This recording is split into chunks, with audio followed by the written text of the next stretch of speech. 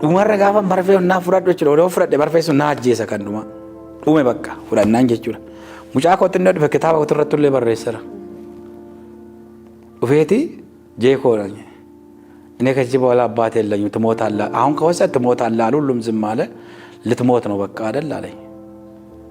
አባት የለኝም ከውነ ነን ከሲኮ ከራሰን ንስሩ በረሰ ከራሰን ዋቀዮን ፌቱ ለዳፍሰ ሙጫ ከና ፈየደም ያነን ጅሮ ይሮ ተኩ ይሮ ተኩ wantoonni sammuu keenya keessa jiran adeemsa ilaalcha sammuu keenya keessa jiran ilaalcha alaa dhufu sammuu keenya gara nagaatti wantoonni deebisan jiru baay'isa wayya. Ani fakkeenyaaf amma automaatikaalii marfeessanii fudhanne akkas godhaan maa waraanee keessa dhiigni keessa dhiiga isa wajjinan buqqise. Baabbiyyee kinoo gatee seechi. Jeeninduu seechinduu buleeto jedhee labse.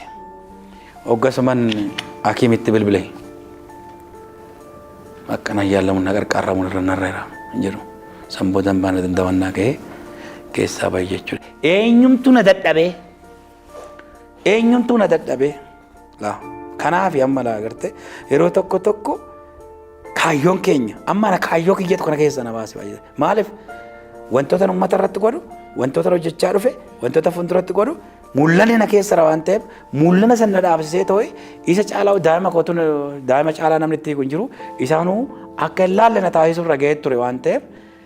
Amma karaa kamiin dhufe karuma daa'ima kolaaluudhaan dhufe sanboota immoo jiruuf jireenya koo arrammoo uummata akkan ta'u ta'e jechuudha. Waggaa secha jiran waggaa 9 baay'ee waggaa 10 kana keessatti namoonni baay'inaan kana haasa'u hamma doon haasa'aa jiru namni jimaa kutaa jiru lafa kaa'uun irra maatii isaa ilaaluun irra eenyu jaalatta eenyu barbaadda maaliidhaaf jiraatta kaayyoon kee maal asitti kaayyoo keessa laalitoo kaayyoo atatti hin jiran namni ofii qofa hin jiraata kaayyoo keessa laalitoo amma kan ittiin badduu fi kasi balleessan dhaabuun hin danda'ama.